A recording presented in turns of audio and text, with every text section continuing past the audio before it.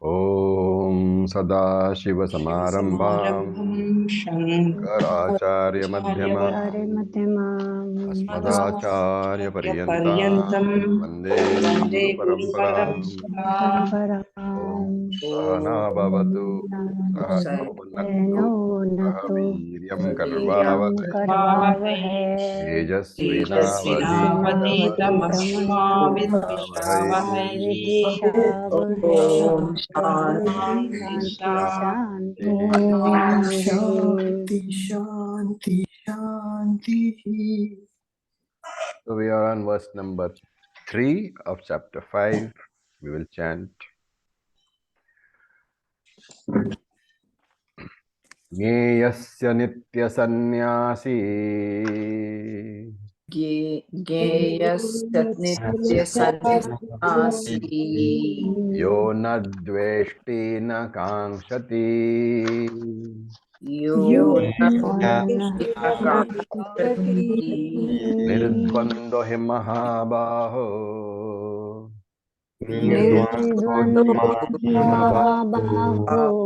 sukham bandhat pramuchyate. Sukham bandhamuchyate. So it is Gneyaha, okay? Gneyaha, not gay. It's not a gay sannyasi. He is not a gay sannyasi, he is Gneyaha, okay? Gay sannyasi is somebody else. Okay, so if you look at the words, it is Yaha na dveshti na kankshati, kama saha nitya sannyasi Gneyaha, full stop. He Mahabaho, nirdvandahi, full stop. Okay. Nirdvandahi and bandhat sukham pramuchyate. So yaha, that person who na dveshti, does not hate, na kankshati, does not long for anything. Dear to our heart, fall under 4 major categories. We have tried to cover as many categories as we possibly. I'll just mute you all so that, you know.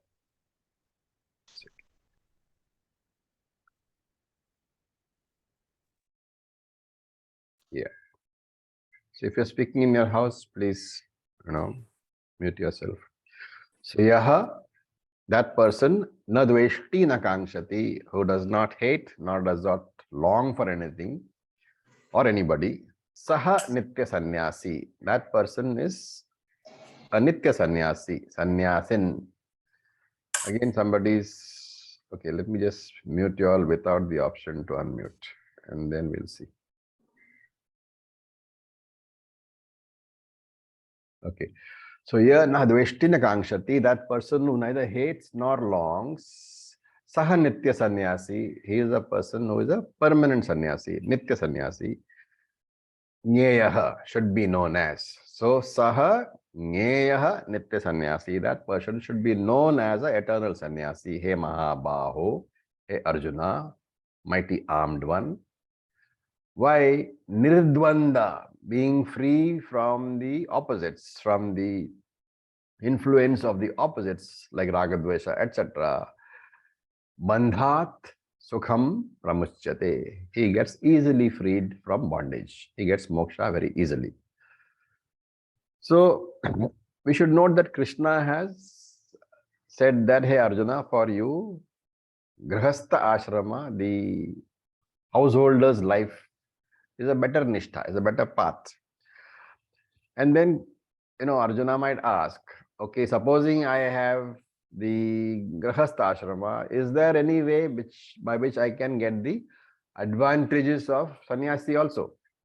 So to say, have the cake and also to eat. Both eat the cake and have it too. So is there any method by which I can be a grihastha and also enjoy the advantages of sannyasa ashrama? And Krishna says, yes, there is a method. Yaha na dveshti na kankshati. You should not hate and you should not long unnecessarily. So effectively handle your raga dvesha. Right? The difference between sannyasa ashram and grihastha ashram is not just the that saffron robe, it is that one ashram has no ragadvesha or is supposed not to have ragadvesha. The other ashram is full of ragadvesha. Ragadvesha alone is the difference between the sannyas ashram and the grahastha ashram. And in grahastha ashram, there are so many opportunities for ragadvesha, many situations beyond my control. My life is not my own. It is governed by so many people around you, your relatives, your children, your wife, your husband, your uncles, your aunties. And therefore, it is easy to develop ragadvesha. And if you do that, these likes and dislikes, if you let them run your life, you will find that life becomes miserable. Therefore, Krishna is saying, hey Arjuna, manage your ragadvesha. You need to learn to have a mind which does not get disturbed whether my likes and dislikes are fulfilled or not. And therefore, Krishna is saying, this grahastha who has learned to handle his likes and dislikes, he himself can be known as a sannyasi. In other words, saying that you cannot become a sannyasi by simply wearing that saffron robe. And the saffron robe implies what? That you are going to renounce karma. The saffron robe's implication is that I am going to renounce karma. And therefore, if I am going to renounce karma, I have not really become a sannyasi. So the saffron robe does not make you a sannyasi. The external renunciation by way of the sannyasi ritual and wearing that saffron robe has no significance if simultaneously it is not accompanied by an internal mental renunciation. So therefore, sanitya sannyasi, that person, by just changing the lifestyle from grahastha to sannyasi, he doesn't become a sannyasi. And even if he does, that normal sannyasi will become a sannyasi only when he actually puts on the robe, at least in name. But Krishna says the grahastha is nitya sannyasi, right? And here Shankara adds very carefully, nitya is an adjective to what? To the quality of sannyasa and not to the sannyasi. Why does he say that? Why does Shankara think it is necessary to say that nitya should be applied as an adjective to the quality of sannyasa and not to the person? Because he is talking about the grahastha following a sannyasi qualities and not the sannyasi himself. What is the effect of nitya being applied to sannyasi? It would apply only to the orange robed sannyasis. No. Nitya sannyasi, if you apply to the person, it means the person is a sannyasi who will exist forever. Okay, that he wants to very clearly point out that is not true. The quality of sannyasa, when you apply, it means that the attitude of being a sannyasi is there permanently and not an off and on sannyasi, right? You can't do sannyas for certain things and for not do it for other things. Like I am a sannyasi for, let us say, my toy guns. Why? Because I simply outgrew them. And everybody is a sannyasi as far as yesterday's garbage is concerned. There is no regret that you have thrown it away. So nitya must be taken to mean all the objects. As a sannyasi, you cannot be having that sannyas attitude with respect to some things and have a binding desire for other things. That is why there is so much emphasis on karma yoga. It presents the opportunity to reduce our dependence on objects of likes and dislikes, to handle our raga desha. That's Krishna is saying, hey Arjuna, you've got a lot of raga desha as yet, and therefore, if you know how to handle that, you don't have to put on the saffron robe. And Krishna doesn't say raga dvesha for what. Krishna simply says you must handle the raga dvesha. Krishna doesn't say what kind of raga dvesha. And so Shankara supplies in his Bhashyam. He says that the raga desha is towards sukham and dukham. So normally for everybody, sukham is raga and dukham is dvesha, right? You are attached to good times and you dislike bad times. So in other words, sukham and dukham can be good and bad prarabdha also. Like you get good times because of good prarabdha, and you get difficult times because of bad prarabdha. So Shankara says that this person, Ragadvesha, he does not have for punya karma and papa karma. For good karma phalam and bad karma phalam also, this person is indifferent. There is no raga for good karma phalam. There is no dvesha for bad karma phalam. Shankara says that is the attitude to understand raga dvesha. And he does not have raga dvesha also, very importantly, to the medium, to the instrument through which this karma phalam is delivered. So again, one very important definition in raga dvesha. Shankara is talking about three things. One is, he says, the good punyam which gives you pleasure, he does not have attachment for that.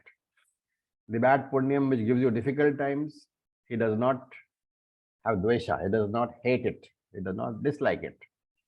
And thirdly, if some raga dvesha or some bad karma is being fulfilled, some bad karma of mine is being fulfilled through a particular medium.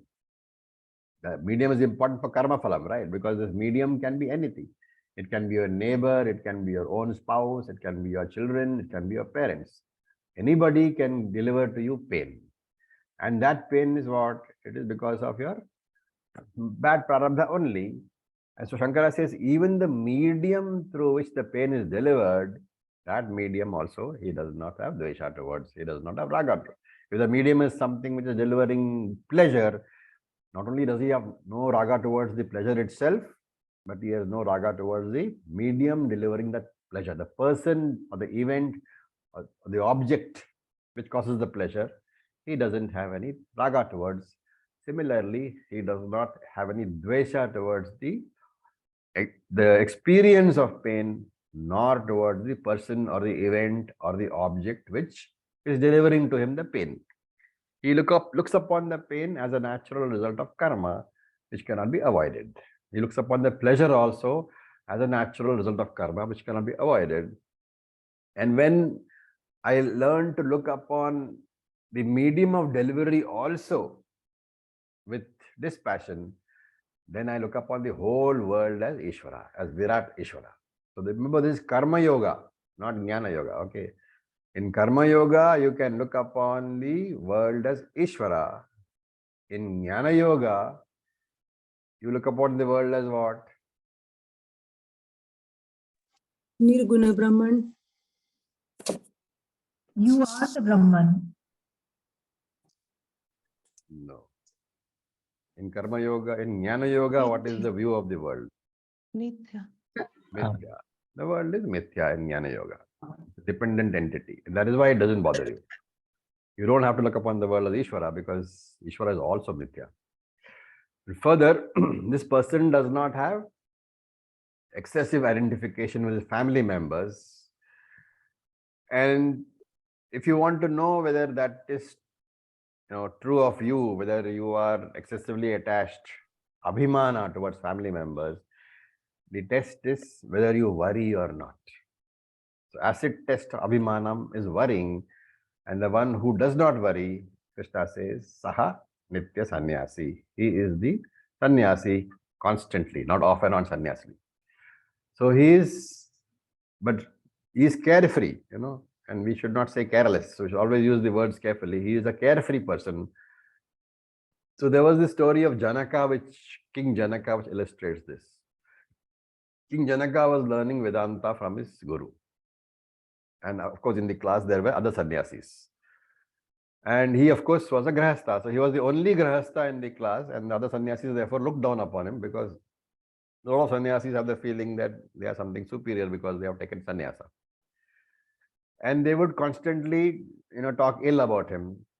While the guru, the Acharya, knew that among all the students, Janaka was the best.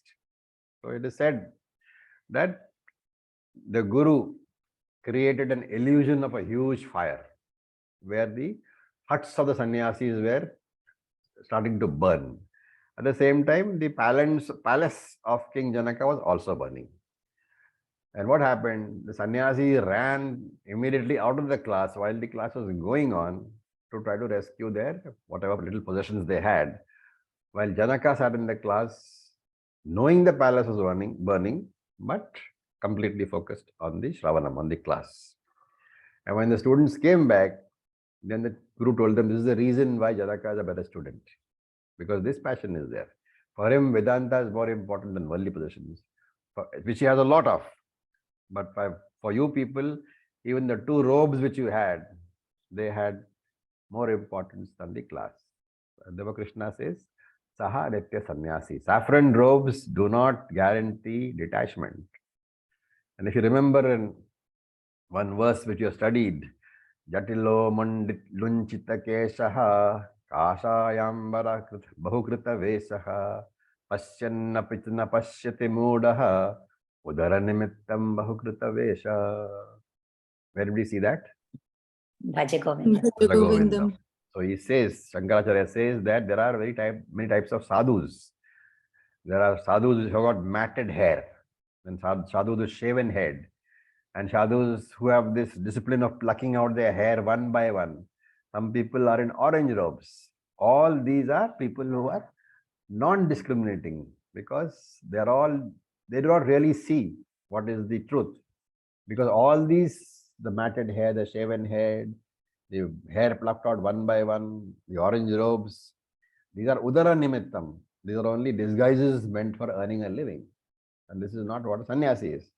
So he says this grahastha is an inner sannyasi if he has mastered ragadvesha. And here we have to note, all the major acharyas point out this point, saying that you have to note that nowhere does Krishna say that you should not have a ragadvesha. No, there is no statement of Krishna which says do not have ragadvesha. Why? Because you have a mind, you will certainly have likes and dislikes. In fact, a person is defined by likes and dislikes. Right? But all he is saying is, do not be a slave of your likes and dislikes. If you are able to fulfill your likes, wonderful. If you are able to avoid your dislikes, wonderful. But if you are not able to do this, you should know how to face the likes and dislikes without getting disturbed. So mastery of likes and dislikes can be said to be converting likes and dislikes into non-binding likes and dislikes. Right? So you can have situations like you want your child to become a businessman, but he ends up as a yoga teacher. So your desire was what? That he should become a businessman, but he ends up a yoga teacher. And what is worse, he might become a Vedanta teacher. Krishna says, Hey Mahabaho, Hey Arjuna, Nirdvandaha. That person who has managed the pairs of opposites. Dvandaha is opposites. Anything in the world has Dvandaha. So Raga, Dvesha, Labha, Alabha, Mana, Apamana, Samyoga, Vyoga. Everything is Sukha, Dukkha, heat and cold. Everything is in pairs only. So it is Nirdvandaha, the person who is able to manage these pairs of opposites.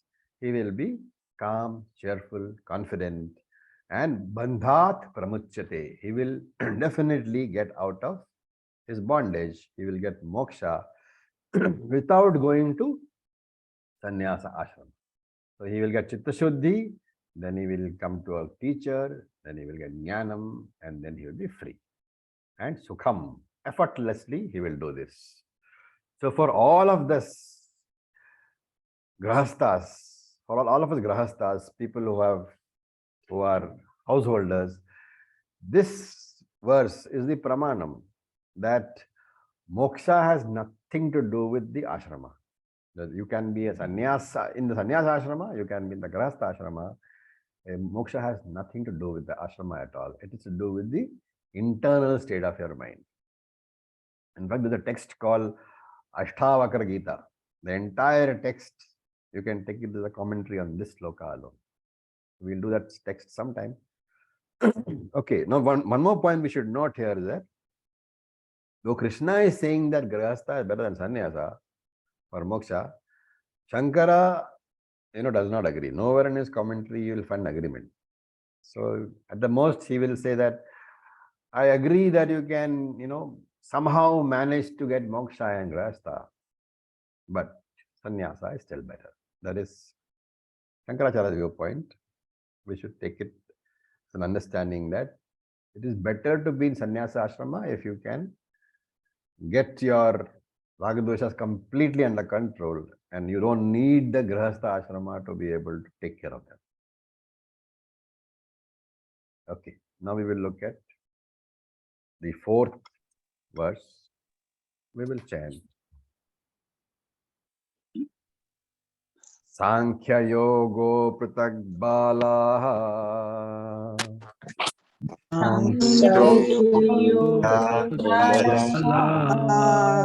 pravadanti na panditaha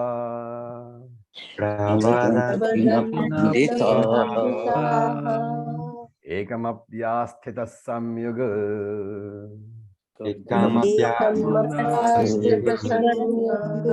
vayorvindate phalam. So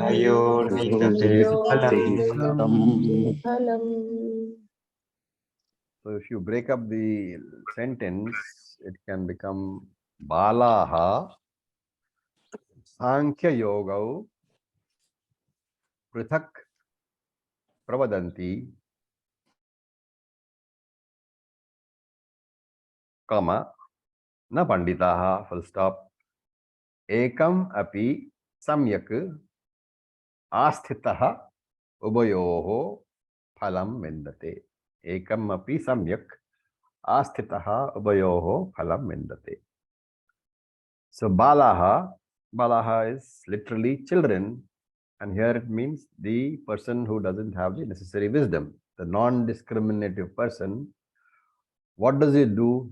He says Sankhya and Yoga. So that Yoga is because there are two things. It's plural. It's a dual case. So Sankhya and Yoga. Yoga here refers to Karma Yoga, and Sankhya refers to Jnana Yoga or Renunciation. So Sankhya Yoga Prithak Pravadanti. So the children, the non-discriminating people, they speak of Sanyasa and Karma Yoga or Jnanam and Karma Yoga as Prithak, as different. But na Panditaha. So that na Panditaha, you have to add here. Panditaha will not speak like this. Only the non-discriminating persons say that Karma Yoga and Sanyasa or Karma Yoga and Jnana Yoga are different. But the wise man does not say that because Ekam Api Samyak Asthitaha, one who has followed Ekam Api, any one of these two lifestyles, which is what? Karma Yoga and Jnana Yoga. In this case, it is the Grahastha and Sannyasi. They are the lifestyles. If you have followed any one of these two lifestyles, Samyak, completely, what happens? Ubhayoho phalam vindate. You attain the results of both ashramas. So Krishna is saying, both ashramas are equally efficient in granting you moksha. And of course, there are basically 4 ashramas, right? So when Krishna says 2, you have to take into consideration the nature of the ashramas. So there is one ashrama or 2 ashramas which have the nature of seclusion, and 2 ashramas which have the nature of activity. So there's a way of life is pravritti margaha, the life of activity, and nivritti margaha, the life of withdrawal. And therefore you have to add both. You have to classify the 4 ashramas under these 2 and take them as 2. So if you look at that, Brahmacharya ashram is more of a preparation for Grihastha ashrama, and therefore normally when commentators talk about this division, twofold division, they say that Brahmacharya ashrama also is to be taken as part of Grihastha ashrama, and similarly Vanaprastha ashrama is a preparation for Sanyasa ashrama, therefore Vanaprastha should be included in Sanyasa ashrama. Having done this, then there are 2 types of lives. One is a life of activity and one is a life of withdrawal. Pravritti marga and nivritti marga. So both the margas, he says, are equally efficient in giving moksha. Neither is superior, neither is inferior. And Sankhya Yogo Pratak Balaha Prabhadanti. If a person claims that these are different, that one is superior to the other, that person is Balaha, is immature, is does not have enough discrimination, which means they have read this somewhere, but they're repeating the word of the Shastram without really understanding the meaning of the statements. Na panditaha, wise people will never say that. And that is why in our tradition, we have got two types of paramparas. There is the Grahastha Guru Shishya parampara. For example, Krishna. Krishna was a Grahastha, so he was a Guru. All his students were there. So Grahastha Guru Shishya parampara, where the teacher is a Grahastha and the Shishyas can also be Grahastha. And there is a Sanyasi Guru Shishya parampara, where teacher is a Sanyasi and Shishyas can also be Sannyasis. There are two types of paramparas. And in Mundaka Upanishad, we see na Brahma Vidyam Sarva Vidya Pratishtham Atharvaya Jeshtaputraya Praha. The Guru is the father and Shishya is the son. And therefore, in that parampara also, there is the Grihastha parampara. So these two paramparas existing side by side and referred to in all the scriptures, what is the meaning? That you can get jnanam in either of these ashramas. It's not necessary to be a sannyasi only. So he says, ekam api astitaha. Take to any one of these lifestyles, the grahastha ashrama or sannyasa ashrama, take to any one of these lifestyles. And how should you choose? According to one's prarabdha. And therefore, it doesn't matter whether you wear the orange robe or whether you wear a three-piece suit. External changes do not matter. Inner transformation is the most important one. And therefore, what will happen if you do that? Samyak ubhayor vindate phalam. A person will get the result which is common to both the ashramas, which is jnanam. Once you get jnanam, you will get moksha. We have to understand here that the word Sankhya used by Krishna here is not in the term of Sankhya philosophy, it's in the sense of Brahma Jnanam, which is Jivo Brahma Naparaha. Jiva is not different from Brahman. That is the meaning of the usage of the term Sankhya here. Sankhya here means Jnanam. Sankhya philosophy of Kapila is completely different. So we have to talk about it as Jnanam only. And if you ask, how do you say that they are both efficient in granting moksha? Because they have a common sadhana. They are different lifestyles, but the sadhana is common. What is sadhana? Shravanam, Mananam, Nididhyasanam. Before that, you have to follow it with Karma Yoga and Upasana Yoga. So one wears the saffron suit, one wears the three-piece suit. But the journey is along the same road. And what does it finally get you to? You have to come to Chitta Shuddhi, Chitta Ekagrata. Chitta Shuddhi is purity of mind. Chitta Ekagrata is the ability to focus. That is, Vikshepa Shakti is being mastered. And then Shravanam, Mananam, and then Nididhyasanam. And therefore, Sankhya Yoga na Pandita Pravadanti. The Jnani will not say that Sankhya and Yoga are different. So what does the Jnani say? Krishna doesn't say. Okay. But Shankara in his commentary says, Jnani says, Ekam Aviruddham Phalam. Both will get the same phalam, Ekam Phalam, which are Aviruddham, not contradictory. It is the same. And what is that phalam? The phalam is moksha only. Now, if you noticed, I don't know if you have noticed, but if you look at verse number 2, where Krishna starts, and this verse, what do you notice? Is there anything that you notice? Verse number 2 and verse number 4. That in verse number 2, Krishna is encouraging Karma Yoga over Jnana Yoga, compared to verse number 4, that he's putting both of them as equals.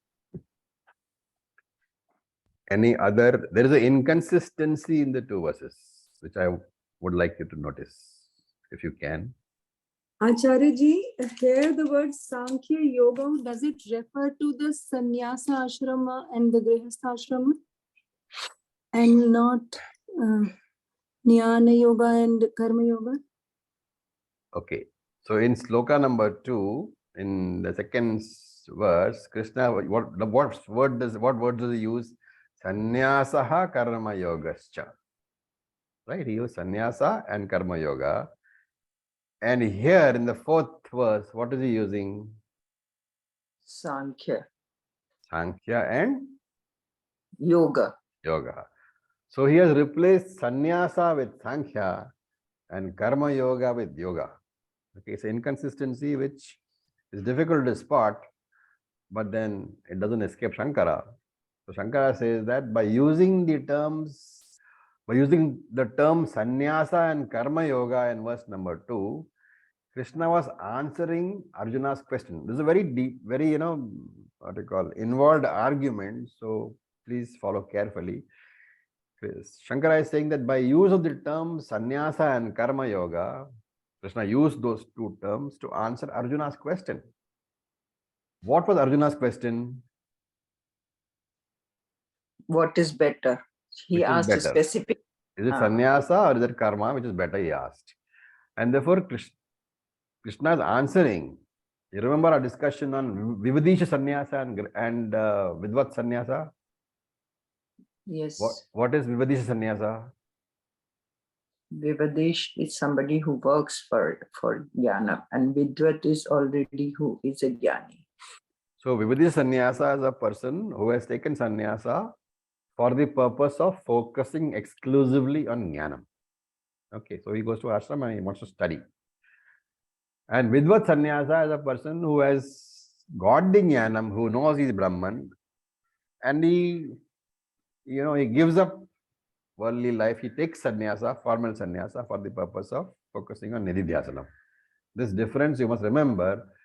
So here, when Krishna is saying sannyasa and karma yoga is the same, in verse number 2, he is saying that sannyasa refers to Vivadisha sannyasa over here, and karma yoga refers to grihastha.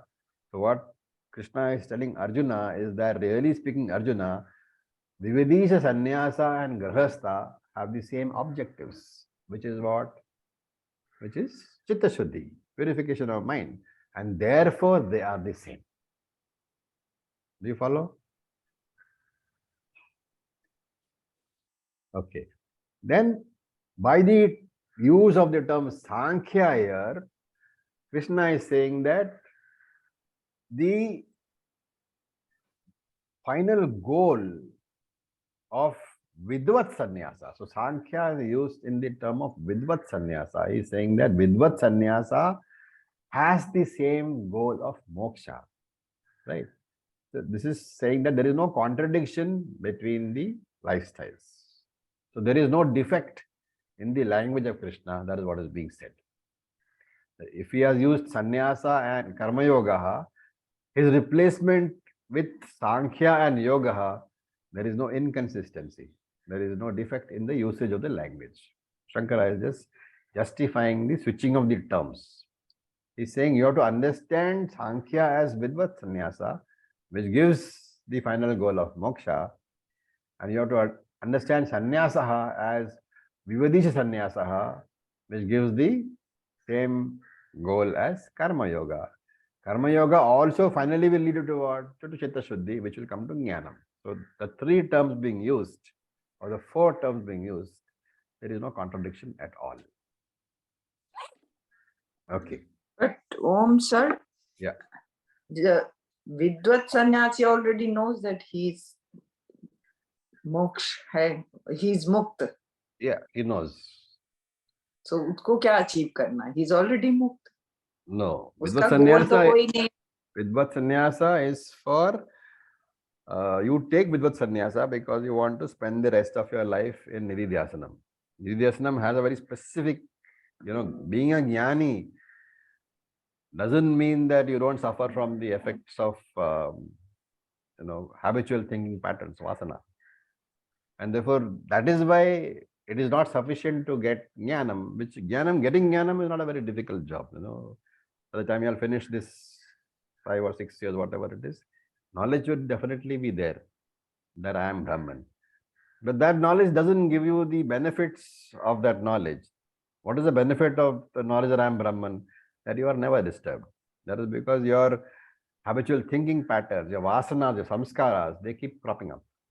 And Nididhyasana is meant for addressing that. So Vidvat Sannyasi is, he knows he is Brahman, but he wants to spend the rest of his life only on the focusing of on his samskaras and vasanas and eliminating that. That's the difference between Vidvat Sannyasa and Vidisha Sannyasi. Okay, so it's only an additional information. By saying Sankhya, he is giving, Krishna is saying that Vidvat Sannyasa also has the goal of moksha only, which is the final goal not only of sannyasa, of karma yoga only, also. Okay, now we go to verse number 5. Verse number 6. No, For 5, yes. 5. Yat Sankhye prapyate sthanam Yat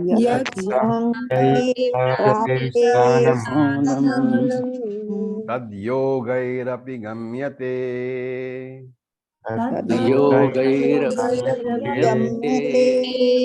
ekam sankyam cha yogam cha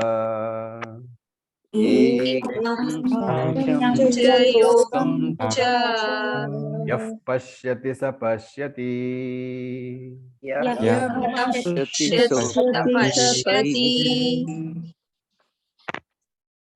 Okay, so Sankhyahi yat sthanam prapyate,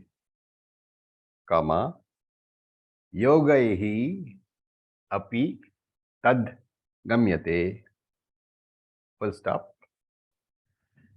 Yah sankyam cha yogam cha ekam pashyati, saha pashyati, full stop.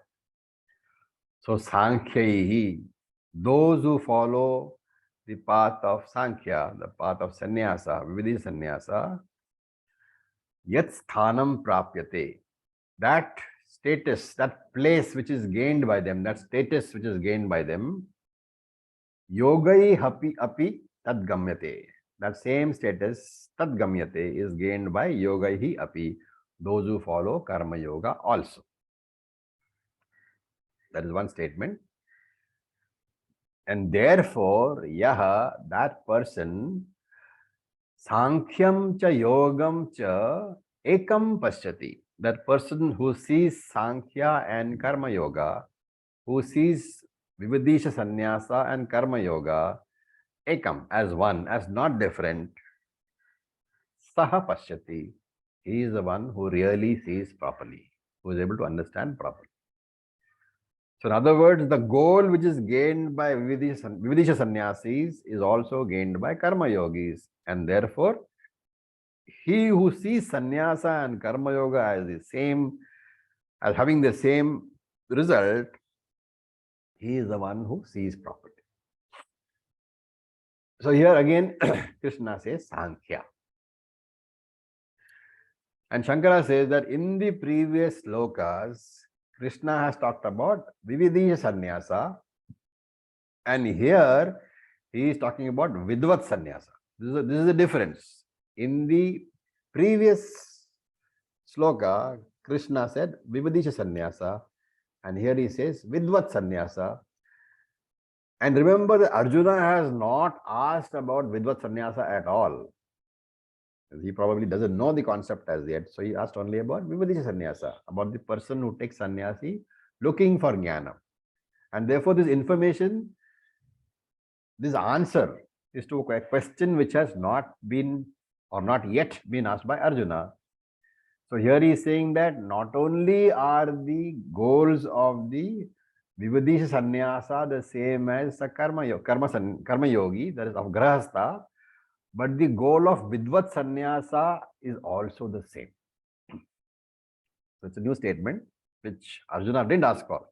Arjuna asked about what? Vividisha Sannyasa and Karma Yoga, and Krishna had said both have the same goal, which is Chitta Shuddhi. And here Krishna has given additional information saying that not only that, hey Arjuna, even if it is Vidvat Sannyasa, Yat sthanam prapyate, that goal which is gained by the Vidvat sannyasi, tat yogaihi api gamyate, is gained by the karma yogi also, the grahastha also. And here in his commentary, Shankara says sthanam should be taken as moksham. So ultimately the statement is saying that sannyasis obtain moksha by following karma yoga, upasana yoga and jnana yoga. Sannyasis have got their ashrama duties, right? You cannot say that sannyasis do not have karma yoga, because sannyasis have got their ashrama duties, and the danda, the stick which sannyasi carries, it is representative, it's a symbol of the ashram duties. What is the duty of the grahastha represented by?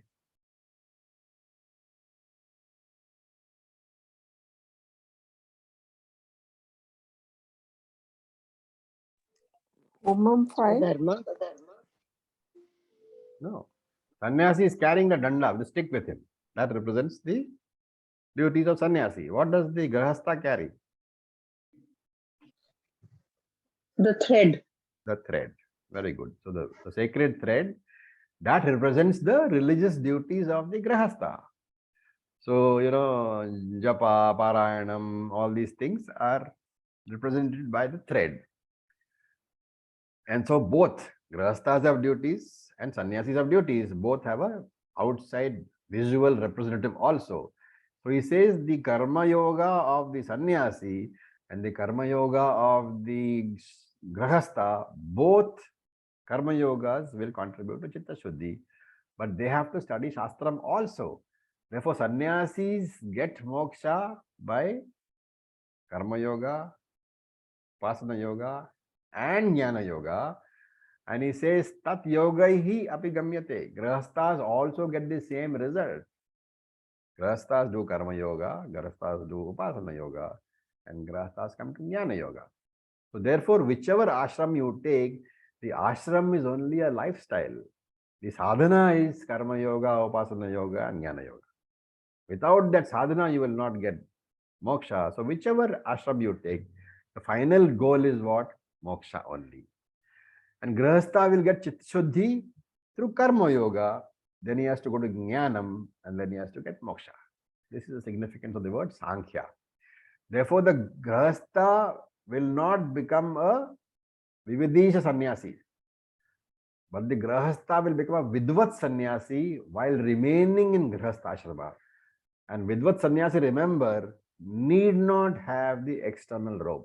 This we discussed some time back.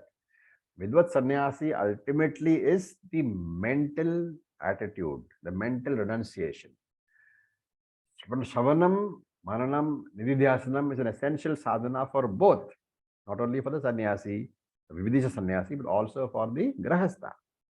So when he says Ekam Sankhyam cha Yogam cha, you have to understand carefully.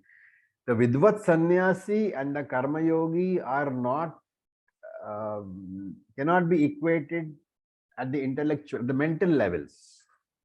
But they are the same only in respect of the common goal, which is moksha. So ekam means eka phalam. Both are equally efficient. One who understands that both ashrams, the ultimate result is in moksha only. How? Through this final, five-pronged ladder: karma yoga, upasana yoga, then shravanam, mananam, nididhyasana. These 5 steps are necessary for both sannyasi and grahastha, and the person who goes through all these 5 steps will get moksha, whether he has chosen karma yoga, grahastha ashrama, or whether he has chosen sannyasa yoga, sannyasa ashrama. And so he says, yaha pashyati sa pashyati. Only if you truly understand, then only do you really understand what Krishna is saying. Okay, we will look at verse number 6 now. Om Raviji, can I Yes, ask something? please. Yeah. So the previous verse, can we say that that is talking about Chitta Shuddhi as the goal when he says the word phalam, and here sthanam is talking about Moksha. moksha? Absolutely. Because Because Absolutely. otherwise, both verses are actually the same. There's no new thing Yeah, being correct. conveyed. So verse number 5, the objective is very clearly laid down as Chitta Shuddhi because he is referring to Vividisha Sannyasi. And in this verse, the objective is clearly moksha because he is referring to Vidvat Sannyasi. From the face of it, you will never get to know this. It is only because of Shankara that we know. Yeah. Okay. So the final goals is same, but the steps are different. No, There is a that's in that's between. There is incorrect a understanding. No. How are the steps different? no. Only So the lifestyle is different. You please understand this. You can never say steps are different. Steps are sadhana. so the Only the start. lifestyle is different. You can be a sannyasi or you can be a grahastha. Those are different lifestyles, but both have to follow the same 5 steps. No, so I was just thinking that maybe in terms of a grahast sannyasi, then you are working. Your goal is actually jnanam Yes, obviously. and chitta shuddhi and chitta shuddhi, and therefore then go to jnanam. No, final work. I'm talking about the final goal. The first Final goal. verse, as Meda pointed out, verse number 5 is talking about the intermediate goal, which is Chitta Shuddhi. Why is that so? Because Shankara says very clearly that there they are talking about a Vividisha Sannyasi who has not come to Jnanam, and Karma Yogi has also not come to Jnanam, and therefore the objective is limited to Chitta Shuddhi. But the moment you have introduced a Vidvat Sannyasi, you have to change that. Anam has to be made equivalent to moksha. Because then, and when you say moksha is the intermediate goal, then for the grihastha also you have to put in all the 5 steps.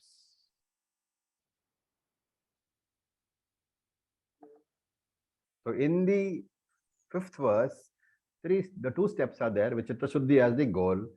In here, 5 steps are there with moksha as the goal in the 6th verse. That is the understanding. Plus, please remember that the steps are always the same for both. It is only the lifestyle which is different. Nobody can avoid the 5 sadhanas. The 5 sadhanas are karma yoga, upasana yoga. Yes. Karma yoga, upasana Shravanam, yoga. Maranam, and Nidishyadhyasana. Shravanam, Maranam, Nididhyasana. Yes. Hari Om, sir. Yes, coach. That in this 5 steps process, like Chitta Shuddhi, once a person attains, once a person works for Chitta Shuddhi, Yeah. it's not a continuous process, right? Because after Jnanam, the doership is gone. No. That's a very wrong statement. Yeah, I after was Jnanam, confused. devotion goes. Like how we work constantly on Nididhyasanam, we also work constantly on Chitta Shuddhi. Well, if you look at it from the totality, a lot depends on the Chitta Shuddhi part. If you are 100% sadhana chatushtayam, which is a very ideal state, and I don't think people really get there. So that's why Shastra is so elaborate. But if you have 100% sadhana chatushtayam before you come to Jnanam, then that Shravanam is all that is required. And not elaborate Shravanam. Just Tattvamasi would be able to do the trick. Okay, but because that is not so, you can take Nididhyasanam as a post-Jnanam purification process.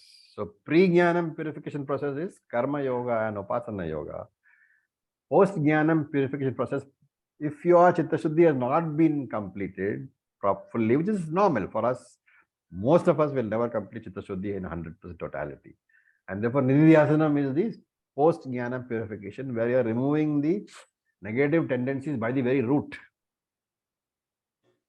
Okay. There's no real way when Chitta Shuddhi you don't work towards, excepting when you are completely engrossed in the fact that, yes, I am Brahman. Once that is reached, the trick there is that once you are absolutely, immersed in the thought that I am Brahman. Basically like a pickle, you put a pickle in sauce, and when the pickle is completely saturated with the sauce, then only can you eat it. So if you have been put in the sauce, which is Aham Brahmasmi, and you are completely saturated with that Aham Brahmasmi sauce, At that point, we will tell you that how does it matter whether mind is pure or not? Because you're not the mind then. Yes, because you are not the mind. But to reach that state itself requires a very high purity. So total dispassion will set in only when you have assimilated the fact that you are Brahman. Thank you so much, Acharya. You assimilate and you stay there. There is no There is no return. there is no return. That is the toughest. You know it, but you keep slipping back. As long as you keep slipping back, you have to keep on the effort. Mm. And that means some vasana, something remains. When the vasanas have been handled properly, then there is no slippage.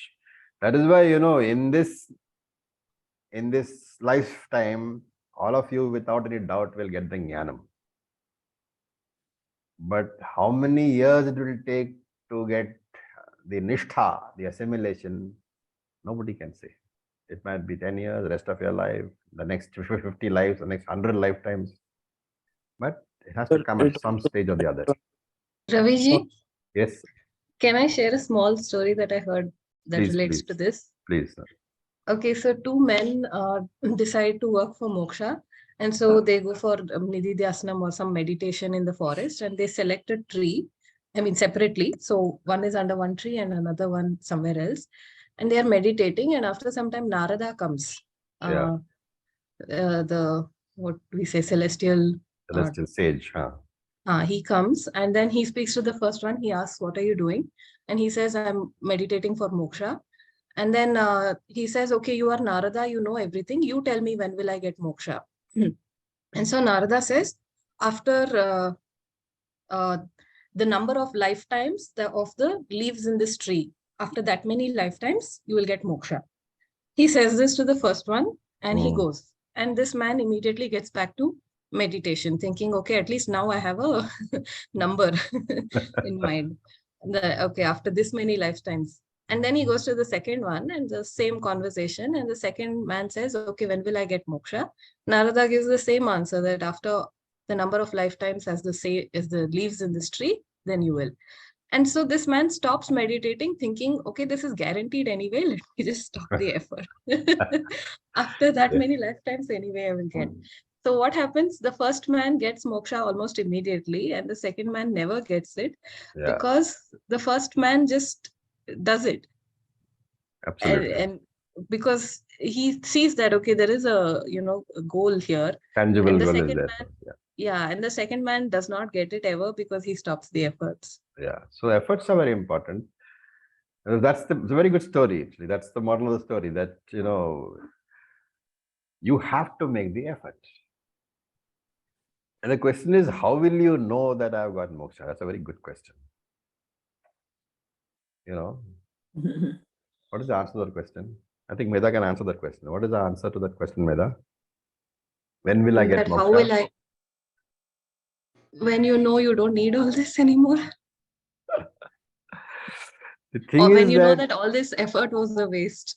that is one answer. The other answer is that if you think you are going to get moksha, you will never get moksha. And sir, you only answered that the qualities of a Sthita Prajna is the sadhana for us.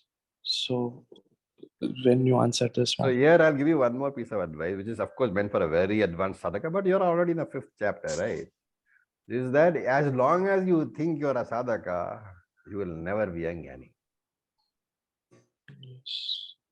Maybe more. Meda can add to that. Meda?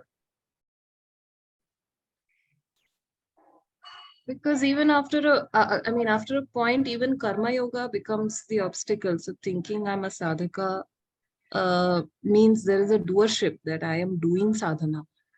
That's one answer. The other answer is that if you are not Brahman today, you are not going to be Brahman later.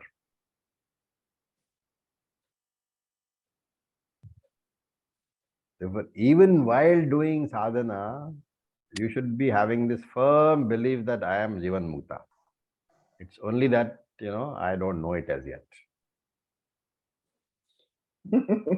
Once you have that, that's the right attitude. Because you can, the teacher who tells you that you are going to get moksha is a sad teacher, you know. Ravi, think- can I? Yeah, I please, Chitraji Boli. ask? How do we assess that? Are we in the right path? And is there a meter to assess? Okay, now I am in the 0 grade. Can you 0 Yes. grade? Now I'm in the 1 grade. 10. Let's say, for example, 10 is the ultimate. How is there some meter to assess where do Yes. we stand so that we Yes, go yes. to the next level? Oleji, please. Yes, yes, we have a meter.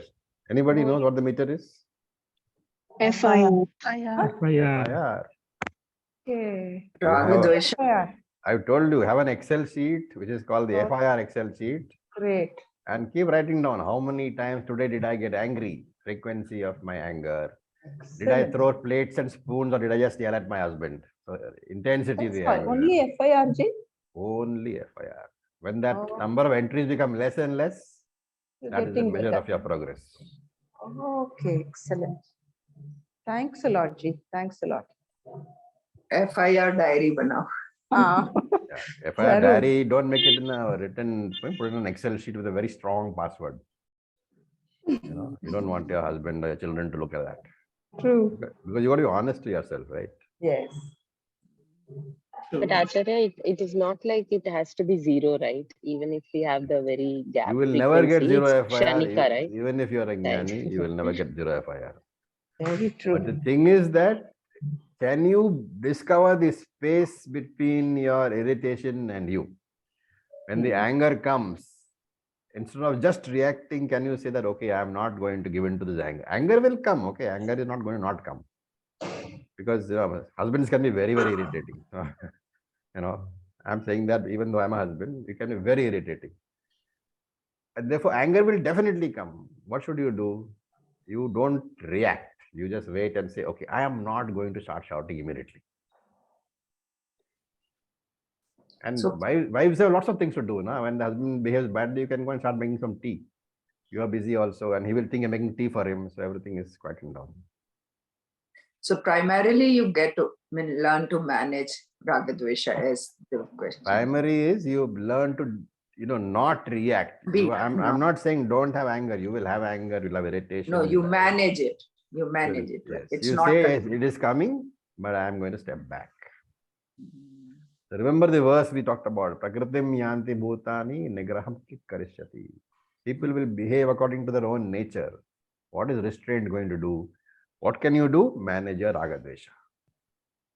But when it comes to a family life, we understand, Ji, we just have to be calm and composed. When it comes to our workplace or whatever, sometimes we need to be shouting on mistakes happening and then correct them. Don't we have to? I don't think I ever yelled at any subordinate in my life. I may have pulled somebody up, but I would have said that this is wrong what you have done. Even if you No, dismiss sometimes- somebody, you simply have to say you're being dismissed for this purpose. There's no need to give in to anger. I mean, it doesn't help. It's a very wrong, idea propagated that you have to have yell at a person just to show. Some people say that, right? Yelling is okay as long as it is external and not internal. I don't agree with that, at least. Your yelling, the physical act of yelling disturbs your mind in any case. Okay. Okay. You can think about yelling at a child, Yelling at a child also disturbs it, doesn't it? True, true. And the only better way is to tell the child what you have done is not correct and mommy doesn't like it. So never think that you have to yell at anybody. Yelling is automatically a disturbance in the mind. It's very difficult to yell if your mind is quiet. If that is what people are saying, that with a very calm mind can I yell? I don't think I would be able to do that. Yelling automatically disturbs the mind. Okay. Somebody can, it's good, but it's dicey. Thank you, Ji. Thank you. Okay, so with this we'll stop for today. Om Purnamadav पूर्णमिदं पूर्णात् पूर्णमुदच्यते पूर्णस्य पूर्णमादाय पूर्णमेवावशिष्यते ॐ शान्ति शान्ति शान्तिः Om Tat Sat. Om Thank Namah you, Ji. Shivaya. Om Tat Sat. Thank you for your patience. Thank you, Acharya Ji. Om Om.